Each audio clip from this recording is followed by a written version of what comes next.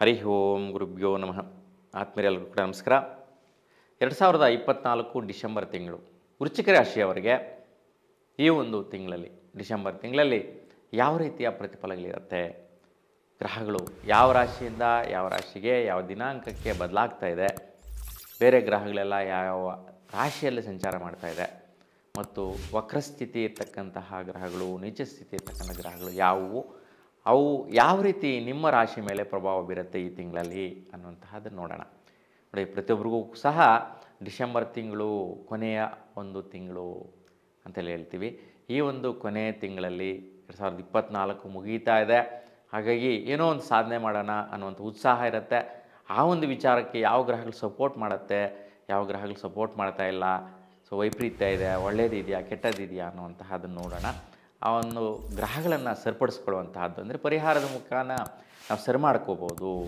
ಅಂದರೆ ಸೈಂಟಿಫಿಕ್ಕಾಗಿ ವೈಜ್ಞಾನಿಕವಾಗಿ ಸೊ ದೈಹಿಕವಾಗಿ ಗ್ರಹಗಳ ಒಂದು ಎನರ್ಜಿ ಪ್ರತಿಯೊಬ್ಬ ಮನುಷ್ಯನಿಗೂ ಬರ್ತಾ ಇರುತ್ತೆ. ಸೊ ಭೂಮಿ ಸುತ್ತಲೂ ಯಾವ ರೀತಿಯ ಗ್ರಹಗಳ ಎನರ್ಜಿ ಇದೆಯೋ ಅದೇ ರೀತಿ ಕೂಡ ಒಂದು ಮನೆ ಮೇಲೆ, ಸೊ ಒಂದು ಪ್ರತಿಯೊಬ್ಬ ಒಂದು ಪಶು ಪಕ್ಷಿ ಪ್ರಾಣಿಗಳ ಮೇಲೆ ಕೂಡ ಗ್ರಹಗಳ ಪ್ರಭಾವ ಇರುತ್ತೆ. ಆದರೆ ಬುದ್ಧಿಜೀವಿಗಳಂತ ನಾವು ಈ ಗ್ರಹಗಳ ಚಲನೆ ಮತ್ತು ಸಂಚಾರದಿಂದ ಯಾವ ಸಮಯಕ್ಕೆ ಏನಾಗ್ಬೋದು ಅನ್ನುವಂತಹದ್ದನ್ನು ತಿಳ್ಕೊಬೋದು. ಅದಕ್ಕೆ ಪರಿಹಾರ ಕೂಡ ಸೊ ವೈಜ್ಞಾನಿಕವಾಗಿ ತುಂಬ ಸೂಕ್ಷ್ಮವಾಗಿ ಸರಳವಾಗಿ ಇರುತ್ತೆ. ಅಂತಹ ಒಂದು ಪರಿಹಾರಗಳನ್ನು ಕೂಡ ನಾವು ಮಾಡ್ಕೊಂಡು ಹೋದರೆ ಸೊ ನಮ್ಮ ದೋಷ ಪರಿಹಾರಗಳು ನಾವೇ ಮಾಡ್ಕೋಬೋದು, ಯಾರೋ ಬಂದು ಮಾಡುವಂತಹ ಅವಶ್ಯಕತೆ ಇರೋದಿಲ್ಲ. ಸೊ ಈ ಒಂದು ರೀತಿಯಲ್ಲಿ ನೋಡಿದ್ರೆ ನೋಡಿ, ಸೂರ್ಯ 15ನೇ ತಾರೀಕುವರೆಗೂ ವೃಶ್ಚಿಕ ರಾಶಿಯಲ್ಲಿ ಸಂಚಾರ ಮಾಡ್ತಾನೆ. ನೋಡಿ, ನಿಮ್ಮ ರಾಶಿಯಲ್ಲಿ ಅಂದರೆ ರಾಶಿಯಲ್ಲೇ ಇರ್ತಕ್ಕಂತಹ ಸೂರ್ಯ 15ವರೆಗೂ ಇರ್ತಾನೆ. ತದನಂತರ ಮುಂದಿನ ರಾಶಿಗೆ ಪ್ರವೇಶ ಮಾಡ್ತಾನೆ, ಧನುಸ್ಸು ರಾಶಿಗೆ ಹೊರಡ್ತಾನೆ. ಧನುಸ್ಸು ರಾಶಿಯಲ್ಲಿ 15 ದಿವಸ ಇರ್ತಾನೆ ಈ ತಿಂಗಳಲ್ಲಿ. ಹಾಗಾಗಿ 15 ದಿವಸ ನಿಮ್ಮ ರಾಶಿಯಲ್ಲಿ, ಮುಂದಿನ ರಾಶಿಯ ಧನುಸ್ಸು ರಾಶಿಯಲ್ಲಿ 15 ದಿವಸ. ಹಾಗಾಗಿ ಎರಡು ರಾಶಿಗಳಲ್ಲಿ ಇರ್ತಕ್ಕಂತಹ ಫಲ ಸೂರ್ಯನಿಂದ ಯಾವ ರೀತಿ ಇರುತ್ತೆ. ಮತ್ತು ನಿಮ್ಮ ರಾಶಿಯಲ್ಲೇ ಬುಧ ವಕ್ರ ಸ್ಥಿತಿಯಲ್ಲಿ 15ನೇ ತಾರೀಕುವರೆಗೆ ಇರ್ತಾನೆ. ತದನಂತರ ನೇರ ಸ್ಥಿತಿಯಲ್ಲಿ ಸಂಚಾರ ಮಾಡ್ತಾ ಇರ್ತಾನೆ. ಇನ್ನು ಶುಕ್ರ ಧನುಸ್ಸು ರಾಶಿಯಲ್ಲಿ ಮಕರ ರಾಶಿಗೆ 2ನೇ ತಾರೀಕಿಗೆ ಪ್ರವೇಶ ಮಾಡ್ತಾನೆ. ಧನುಸ್ಸು ರಾಶಿಯಿಂದ ಮಕರ ರಾಶಿಗೆ 2ನೇ ತಾರೀಕಿಗೆ ಸಂಚಾರ ಮಾಡ್ತಾನೆ. ಮಕರ ರಾಶಿಯಲ್ಲಿ 28ನೇ ತಾರೀಕುವರೆಗೂ ಕೂಡ ಇರ್ತಾನೆ. ತದನಂತರ ಕುಂಭರಾಶಿ ಪ್ರವೇಶ ಮಾಡ್ತಾನೆ. ನೋಡಿ, ಶುಕ್ರ 3 ಮನೆಗಳಿಗೆ ಸಂಚಾರ ಮಾಡುವಂತಹ ಸ್ಥಿತಿ ಈ ಒಂದು ತಿಂಗಳಲ್ಲಿ ಇದೆ. ಇನ್ನು ಶನಿ ಸ್ಥಿರವಾಗಿ ಸಂಚಾರ ಮಾಡ್ತಾ ಇರ್ತಕ್ಕಂಥದ್ದು ಕುಂಭರಾಶಿಯಲ್ಲಿ. ಇನ್ನು ರಾಹು ಮೀನ ರಾಶಿಯಲ್ಲಿ ಸಂಚಾರ, ಗುರು ಬಂದು ವೃಷಭ ರಾಶಿಯಲ್ಲಿ ಸಂಚಾರ ಮಾಡ್ತಾ ಇದ್ದಾನೆ, ವಕ್ರ ಸ್ಥಿತಿಯಲ್ಲಿ ಇರ್ತಾನೆ. ನೋಡಿ, ಗುರು ವಕ್ರ ಸ್ಥಿತಿ ಇದ್ದಾನೆ. ಇದರಿಂದ ಏನು ಪ್ರಭಾವ ಬರುತ್ತೆ ಏನು ಅಂತ ನೋಡೋಣ. ಇನ್ನು ಕುಜ ಬಂದು ನೀಚ ಸ್ಥಿತಿಯಲ್ಲಿ ಕಟಕ ರಾಶಿಯಲ್ಲಿ ವಕ್ರ ಸ್ಥಿತಿ ಸಂಚಾರ ಮಾಡ್ತಾ ಇದ್ದಾನೆ. ಈ ಒಂದು ಕುಜನಿಂದ ಏನು ಎಫೆಕ್ಟ್ ಬರುತ್ತೆ ಅಂತ ನೋಡೋಣ. ಸೊ ಅದೇ ರೀತಿ ಕೇತು ಬಂದು ಕನ್ಯಾ ರಾಶಿಯಲ್ಲಿದ್ದಾನೆ. ಈ ರೀತಿ ಗ್ರಹಗಳ ಸಂಚಲನೆ ಮತ್ತು ಸಂಚಾರ ಸ್ಥಿರವಾಗಿ ಸಂಚಾರ ಮಾಡ್ತಾ ಇರ್ತಕ್ಕಂಥದ್ದು, ನೀಚ ಸ್ಥಿತಿ ವಕ್ರ ಸ್ಥಿತಿ ಮತ್ತು ಬದಲಾಗ್ತಾ ಇರ್ತಕ್ಕಂಥ ಗ್ರಹಗಳು ಈ ಒಂದು ಸ್ಥಿತಿಯಲ್ಲಿರುತ್ತೆ. ಹಾಗಾಗಿ ಈ ಒಂದು ತಿಂಗಳಲ್ಲಿ ನಿಮ್ಮ ರಾಶಿಯವರಿಗೆ ಯಾವ ರೀತಿ ಇರುತ್ತೆ ಅಂತ ನೋಡಿದ್ರೆ, ನೋಡಿ, ನಿಮ್ಮ ರಾಶಿಯಲ್ಲಿ ಇರ್ತಕ್ಕಂಥ ಸೂರ್ಯನ ಪ್ರಭಾವ ಉತ್ತಮವಾದಂತಹ ತೇಜಸ್ಸನ್ನು ಕೊಡ್ತಾನೆ, ಬಲನ ಕೊಡ್ತಾನೆ, ಸ್ಥೈರ್ಯನ ಕೊಡ್ತಾನೆ, ಅಭಿವೃದ್ಧಿದಾಯಕವಾದಂತಹ ಒಂದು ಸ್ಥಿರತ್ವನ ಕೊಡ್ತಾನೆ. ಸೂರ್ಯ ನಿಮ್ಮ ರಾಶಿಯಲ್ಲಿದ್ದಾನೆ. ಸೊ ಹಾಗಾಗಿ ಈ ತಿಂಗಳು 15ರವರೆಗೂ ಇರ್ತಾನೆ. ಹಾಗಾಗಿ ಸೂರ್ಯನ ಬಲ ವಿಶೇಷವಾಗಿ ನಿಮ್ಮ ವೈಯಕ್ತಿಕವಾದಂತಹ ಗುಣಲಕ್ಷಣಗಳನ್ನು ಬದಲಾವಣೆ ಮಾಡಿ ಮುಂದಕ್ಕೆ ಹೋಗ್ತಾನೆ, ತುಂಬ ಚೇಂಜಸ್ ಕೊಡ್ತಾನೆ. ಇಡೀ ವರ್ಷದಲ್ಲಿ ಈ ಕೊಡುವಂತಹ ವಿಶೇಷತೆ ತುಂಬ ಉತ್ತಮವಾದಂತಹ ಫಲ ಸೂರ್ಯನಿಂದ ನೀವು ಪಡಿಬೋದಾಗಿರುತ್ತೆ. ತದನಂತರ 15ರ ನಂತರ ಕೆಲವೊಂದು ಕಾರ್ಯಚಟುವಟಿಕೆಗಳಿಂದ ದುಡ್ಡು ಕಾಸು ಪಡೆಯುವಂತಹ ಒಂದು ವ್ಯವಹಾರಗಳು ಮಾಡುವಂತಹ ವಿಶೇಷತೆ, ಕೆಲವೊಂದು ಕಾರ್ಯವೈಖರಿಗಳಿಂದ ದುಡ್ಡು ಪಡೆಯುವಂತಹ ಯೋಗ ಕೂಡ ನಿಮಗೆ ಬರುತ್ತೆ. ಇನ್ನು ನಿಮಗೆ ರಾಶಿಯಿಂದ ಮಿತ್ರಸ್ಥಾನಾಧಿಪತಿ, ನಿಮ್ಮ ರಾಶಾಧಿಪತಿ ಆದಂತಹ ಕುಜನು ಭಾಗ್ಯಸ್ಥಾನದಲ್ಲಿ ನೀಚನಾಗಿ ವಕ್ರಸ್ಥಿತಿ ಸಂಚಾರ ಆಗ್ತಾ ಇದ್ದಾನೆ. ಅದಕ್ಕೆ ಕೆಲವೊಂದು ಕ್ಷುಬ್ಧವಾದಂತಹ ವೈಪರೀತ್ಯಗಳು ಅಂದರೆ ನಿಮಗೆ ಮನಸ್ಥಿತಿಗೆ ಬರಲ್ಲ, ಅಂದರೆ ನಿಮ್ಮ ಒಂದು ಸಂಕುಚಿತವಾದಂಥ ಭಾವನೆಗಳು ಬರುವಂತಹದ್ದು. ಯಾರೋ ಏನೋ ಅಂದ್ಕೊಂಡ್ರು ಅದರಿಂದ ನೀವು ಸಂಕುಚಿತರಾಗ್ಬಿಡ್ತೀರಾ, ಕುಬ್ಜರಾಗ್ಬಿಡ್ತೀರಾ, ಏನೋ ಒಂದು ಫೀಲಿಂಗ್ಸ್ ಬರುತ್ತೆ. ಅದಕ್ಕೆ ಕುಜಿನ ಬಲ ಕಡಿಮೆ ಆಗುತ್ತೆ, ಒಂದು ಸ್ವಲ್ಪ ದೃಢತ್ವವನ್ನು ಕಳ್ಕೊಳ್ಳುವಂತಹದ್ದಿರುತ್ತೆ. ಮತ್ತು ಮಿತ್ರರಿಂದ ದೌರ್ಭಾಗ್ಯ, ಇದು ಜ್ಞಾಪಕ ಇಟ್ಕೊಳ್ಳಿ. ಸ್ನೇಹಿತರಿಂದ ದೌರ್ಭಾಗ್ಯ ಆಗುವಂತಿದೆ, ಸುಖ ನೆಮ್ಮದಿ ಕಳ್ಕೊತೀರಾ.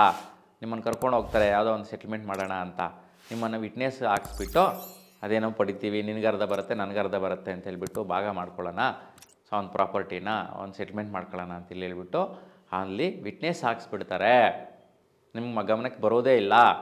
ನಿಮ್ಮ ಮಿತ್ರ ಅಂತಂದರೆ ಅಷ್ಟೊಂದು ಅಟ್ಯಾಚ್ಮೆಂಟ್ ಇಟ್ಕೊಂಡಿರ್ತೀರಾ, ಅಷ್ಟು ಬಾಂಧವ್ಯ ಇಟ್ಕೊಂಡಿರ್ತೀರಾ, ಒಂದು ಅಣ್ಣ ತಮ್ಮಂದಿರ ಥರ ನಂಬಿಡ್ತೀರಾ ಈ ಸಮಯದಲ್ಲಿ. ಹಾಗಾಗಿ ಅವರಿಂದ ಈ ರೀತಿ ವೈಪರೀತ್ಯಗಳು ಬರುತ್ತೆ. ಅದು ಮಿತ್ರರಿಂದ ದೌರ್ಭಾಗ್ಯ ಅಂತ. ಅಂದರೆ ಆ ಒಂದು ಪ್ರಾಪರ್ಟಿ ನಿಮಗೆ ದೊಕ್ಕಲ್ಲ, ದೊರೆಯೋದಿಲ್ಲ, ಅದರಿಂದ ಕಳ್ಕೊಳ್ಳಂತೀರಾ. ಸೊ ನೀವು ತುಂಬಾ ಮಾನಸಿಕವಾಗಿ ಒತ್ತಡಕ್ಕೆ ಸಿಕ್ಕಾಕೊತೀರಾ.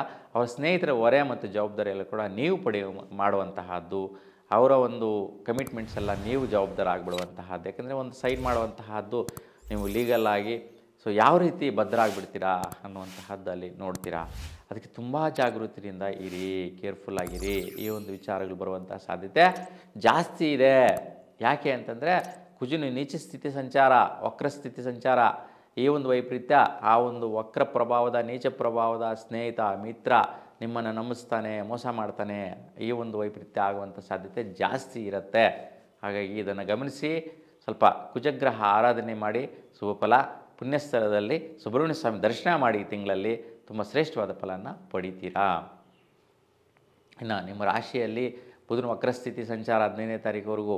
ಹಾಗಾಗಿ ಸ್ವಲ್ಪ ಆರೋಗ್ಯ ಪರಿಸ್ಥಿತಿಯಲ್ಲಿ 15ನೇ ತಾರೀಕುವರೆಗೂ ಶೀತ, ಅಲರ್ಜಿ, ಸ್ವಲ್ಪ ಆಲಸ್ಯ ವೈಪರೀತ್ಯಗಳಿರುತ್ತೆ. ಮತ್ತು ಆದಾಯಗಳು ಪಡೆಯುವ ವಿಚಾರದಲ್ಲಿ ಸ್ವಲ್ಪ ನಿಧಾನ ಆಗ್ತಾ ಇದೆ, ಲೇಟ್ ಆಗ್ತಾ ಇರುತ್ತೆ 15ರವರೆಗೂ. 15ರ ನಂತರ, ಡಿಸೆಂಬರ್ 15ರ ನಂತರ ತುಂಬಾ ಶುಭ ಫಲ. ಆರೋಗ್ಯ ಸರೋಗುವಂತಹದ್ದು, ಆದಾಯ ಬರುವಂತಹದ್ದು, ವ್ಯವಹಾರಗಳಿಂದ, ಬಿಸ್ನೆಸ್ಸಿಂದ, ಬೆಳೆಗಳು ಬೆಳೆಯುವಂತಹವರಿಗೆ ಫಸಲು ಬರುವಂತಹದ್ದು, ಇವೆಲ್ಲದರಿಂದ ಕೂಡ ಉತ್ತಮವಾದಂತಹ ಫಲ ನೀವು ನೋಡ್ತೀರಾ 15ರ ನಂತರ. ಇನ್ನು ಗುರು ವಕ್ರಸ್ಥಿತಿ ಸಂಚಾರ. ಹಾಗಾಗಿ ಸ್ವಲ್ಪ ದಂಪತಿಗಳಿಗೆ ಸಡನ್ನಾಗಿ ಡಿಸೈಡ್ ಆಗಿಬಿಡ್ತೀರಾ. ಯಾವುದೋ ಒಂದು ಫಂಕ್ಷನ್ಗೆ ಹೋಗಬೇಕು, ಕಾರ್ಯ ಮಾಡಬೇಕು, ಯಾವುದೋ ಧರ್ಮ ಕಾರ್ಯ ಮಾಡಬೇಕು ಅಂತ ಸಡನ್ನಾಗಿ ಡಿಸೈಡ್ ಆಗುವಂತಹದ್ದು. ನೀವು ನಿರ್ಣಯಕ್ಕೆ ಬರಲ್ಲ, ನಾಳೆನೇ ಫಂಕ್ಷನ್ ಇದೆ, ಪ್ರೋಗ್ರಾಮ್ ಇದೆ ಅಂತ ಗೊತ್ತಾಗ್ಬಿಡುವಂತಹದ್ದು. ಅವುಗಳ ವಿಚಾರದಲ್ಲಿ ನೀವು ಕೂಡ ಹೋಗಲೇಬೇಕು ಅನ್ನುವಂಥ ಪರಿಸ್ಥಿತಿಗಳು ಬರುವಂತಹದ್ದು. ಈ ಒಂದು ರೀತಿ ವೈಪರೀತ್ಯಗಳು ಬರುತ್ತೆ. ಅದಕ್ಕೆ ಸಹಜವಾಗಿ ಹೆಚ್ಚಿನ ತೊಂದರೆ ಮತ್ತು ವೈಪರೀತ್ಯ ಇರೋದಿಲ್ಲ. ಸೊ ಆದರೂ ಕೂಡ 15ರವರೆಗೂ ಸ್ವಲ್ಪ ಜಾಗೃತಿಯಿಂದ ನೀವು ಕೆಲವೊಂದು ಕಾರ್ಯಕ್ರಮಗಳನ್ನ ಹೋಗೋದು, ಅಟೆಂಡ್ ಮಾಡುವಂತಹದ್ದನ್ನು ನೋಡ್ಕೋಬೇಕಾಗಿರುತ್ತೆ. ಯಾವುದೇ ವೈಪರೀತ್ಯಗಳು ಇರುವುದಿಲ್ಲ. ನಾವು ವಿದ್ಯಾರ್ಥಿಗಳಿಗೂ ಸಹ ಸ್ವಲ್ಪ ಉತ್ತಮವಾದಂಥ ಸುಫಲ ಈ ತಿಂಗಳಲ್ಲಿದೆ, ಏನು ತೊಂದರೆ ಇರೋದಿಲ್ಲ. ಈ ಒಂದು ವಿದ್ಯಾರ್ಥಿಗಳು ವಿದೇಶಕ್ಕೆ ಹೋಗುವಂತಹ ಒಂದು ಭಾಗ್ಯ ಈ ತಿಂಗಳಲ್ಲಿ ವಿಶೇಷವಾಗಿ ಒಳೆದು ಬರುತ್ತೆ. ಆಪರ್ಚುನಿಟಿಗಳು ಬರುತ್ತೆ, ಅವಕಾಶಗಳು ಬರುತ್ತೆ. ಸೊ ಕ್ಯಾಂಪಸ್ ಸೆಲೆಕ್ಷನ್ಸಿಂದ ಅಥವಾ ಜಾಬ್ ಆಪರ್ಚುನಿಟಿಗಳಿಂದ ನಿರ್ಣಯಗಳು ಬರುತ್ತೆ. ದೂರ ಸಂಚಾರದಲ್ಲಿ ಹೊರಗಡೆ ಹೋಗಿ ಬೆಳವಣಿಗೆ ಆಗುವಂತಹ ಅವರಿಗೆ ಒಂದು ಸದವಕಾಶ ಇರುತ್ತೆ. ಇನ್ನು ಆದಾಯ ವಿಚಾರದಲ್ಲಿ ಸ್ವಲ್ಪ ಒತ್ತಡಗಳಿದೆ, ಸ್ವಲ್ಪ ಟೆನ್ಷನ್ಸ್ ಇದೆ. ಅದಕ್ಕೋಸ್ಕರ ಗಣಪತಿ ದರ್ಶನ ಮಾಡಿ ಸುಫಲ ಸಿಗುತ್ತೆ. ಇನ್ನು ನಿಮ್ಮ ಸ್ವಸ್ಥಾನದಲ್ಲಿ ಸ್ಥಿರವಾದಂತಹ ಒಂದು ಶ್ರಮ ಪ್ರಯತ್ನಗಳಿಂದ ಮಾಡುವಂತಹ ಕೆಲಸ ಕಾರ್ಯಗಳು ಅಭಿವೃದ್ಧಿದಾಯಕವಾಗಿದೆ. ಯಾವುದೇ ವ್ಯತ್ಯಯ ಮತ್ತು ವೈಪರೀತ್ಯಗಳು ಇರುವುದಿಲ್ಲ. ಈ ತಿಂಗಳಲ್ಲಿ ಶುಕ್ರನ ಬದಲಾವಣೆಯಿಂದ ವಿಶೇಷವಾಗಿ ದುಡ್ಡು ಕಾಸು ವಿಚಾರದಲ್ಲಿ ಬದಲಾವಣೆ ಆಗುತ್ತೆ. ನಿಮ್ಮ ಪ್ರಯತ್ನಗಳು ಚೇಂಜಸ್ ಆಗುತ್ತೆ. ಮನೆ ಕಡೆ ಏನೋ ಒಂದು ಮಾಡಬೇಕಪ್ಪ, ಒಂದು ಫೈನಾನ್ಷಿಯಲಿ ಇನ್ವೆಸ್ಟ್ಮೆಂಟ್ ಮಾಡಬೇಕು, ಅಥವಾ ಮನೆ ಕಡೆ ಏನೋ ಒಂದು ಮನೆ ಕಟ್ಟಿಸುವಂತಹದ್ದಾಗಿರ್ಬೋದು, ಆಲ್ಟ್ರೇಷನ್ ಮಾಡಿಸುವಂತಹದ್ದಾಗಿರ್ಬೋದು, ಮನೆಗೋಸ್ಕರ ಏನೋ ಒಂದು ಖರ್ಚು ಮಾಡಿ ಮಾಡುವಂತಹ ಒಂದು ವಿಶೇಷವಂತಹ ಒಂದು ಶುಭದಾಯಕವಾದ ಫಲನ ಪಡೆಯುವಂತಹದ್ದು ಕೂಡ ನೀವು ನೋಡ್ತೀರಾ. ಒಟ್ಟಾರೆಯಾಗಿ ತುಂಬ ಉತ್ತಮವಾದಂತಹ ಗ್ರಹಗಳ ಒಂದು ಫಲ, ಒಂದು ಪ್ರತಿಫಲ ನಿಮಗೆ ಈ ಒಂದು ತಿಂಗಳಲ್ಲಿದೆ. ಸ್ವಲ್ಪ ಮಟ್ಟಿಗೆ ಮಿತ್ರರಿಂದ ದೌರ್ಭಾಗ್ಯ ಅಂತೇಳಿ ಹೇಳಿದೆ.